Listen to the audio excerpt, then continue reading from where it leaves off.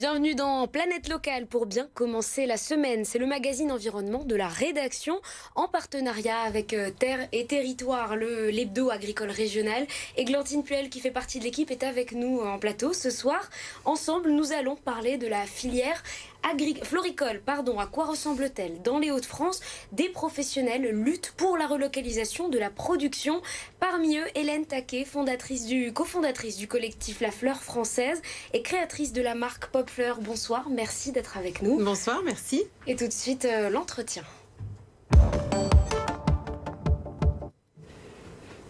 8 fleurs coupées sur 10 que l'on achète en France sont importées. Un constat lourd pour la filière française floricole.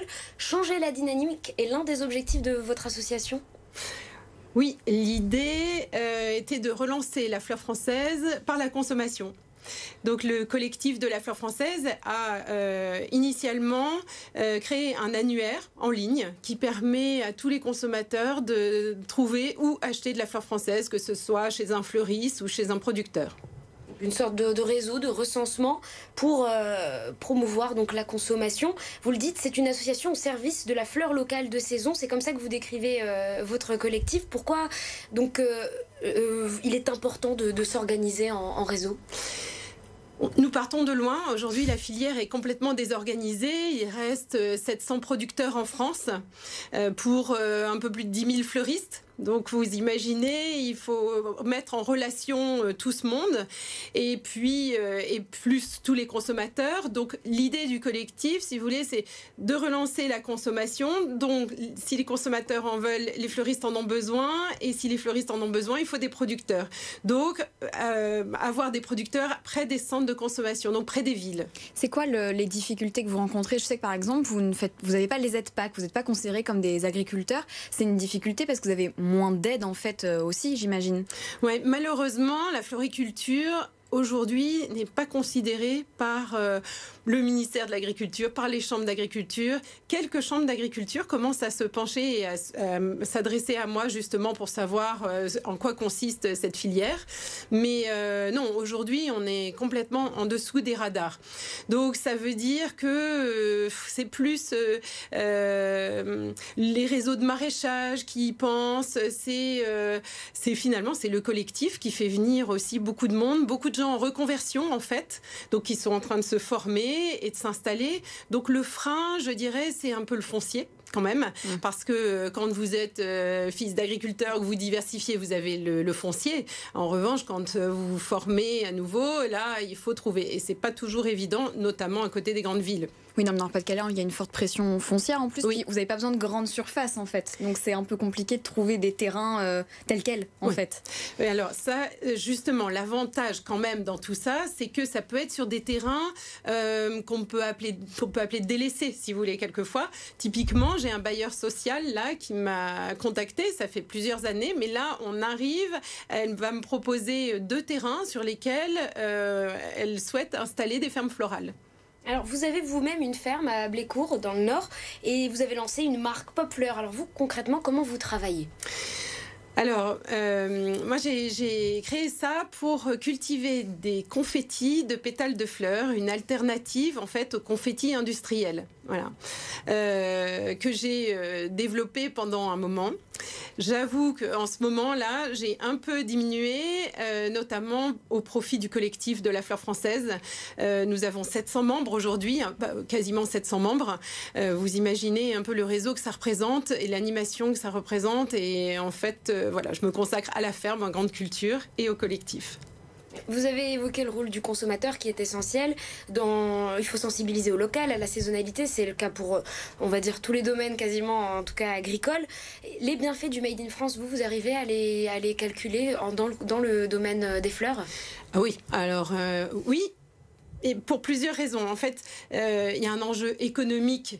Ça, vous n'êtes pas sans savoir l'enjeu de redynamiser les villages. Hein. Donc, en fait, une ferme florale, ça crée beaucoup de trafic, que ce soit des particuliers ou des fleuristes qui viennent et qui vont en même temps aller acheter des œufs ou autre chose. Enfin, vous voyez, donc c'est un dynamisme économique, social, parce que la fleur, en fait, nécessite beaucoup de main-d'œuvre.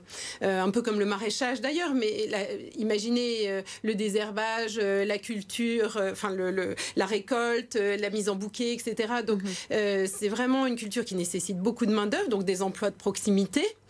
Et enfin, et là non des moindres, un atout écologique, environnemental. Si vous voulez, aujourd'hui faire venir 90% de fleurs du bout du monde, donc avec un fret aérien qui est le premier fret d'avion, de transport de marchandises, c'est énorme, c'est un non-sens écologique. Cultiver là, sur notre territoire, avec tout ce que ça engendre, c'est-à-dire l'entretien et le développement de la biodiversité, c'est juste énorme. Donc si vous voulez, les enjeux, la culture de la fleur a quand même de nombreuses vertus. Est-ce que ça peut être une diversification agricole facile en fait parce que c'est un vrai enjeu en agriculture pour toutes les filières de se diversifier, de ne pas avoir tous ses œufs dans le même panier. Ça peut être une idée, les fleurs coupées? Oui, alors ce qu'il y a de bien, c'est que j'en ai été l'exemple à grandeur nature. Parce que vous avez aussi des champs de maïs, vous cultivez exactement. Le colza. Oui, exactement, céréales et voilà. Donc c'est tout à fait faisable justement de consacrer entre 5000 et 1 hectare pour les fleurs. Ça peut être aussi une diversification en maraîchage et au contraire c'est même très bien parce que vous avez évidemment le foncier mais aussi le matériel, la capacité de planning, en termes d'investissement finalement. En termes d'investissement et de réseau de distribution parce que souvent on pense à production et le réseau de distribution vient en second lieu et ça il faut y penser dès le départ. Vous parliez de fleurs qui viennent du bout du monde, donc au-delà du fret, j'imagine qu'il y a aussi, on a beaucoup parlé pendant la colère agricole de concurrence déloyale avec des produits autorisés ailleurs, etc. C'est le cas pour les fleurs? Alors là, on y est puissance 10 000. Si je vous disais, alors par exemple, pour vous donner un exemple précis, l'IFT, donc l'indice de fréquence de traitement d'un Lisianthus en Afrique, c'est 150. Nous, ça dépend de la manière de cultiver, mais enfin, vous êtes à 20, même pas. Ah oui, c'est cette ordre de grandeur là, quoi. Ouais, donc c'est énorme. Merci beaucoup Hélène Taquet, présidente du collectif La Fleur Française. Maintenant, on continue avec l'actualité de Terre et Territoire.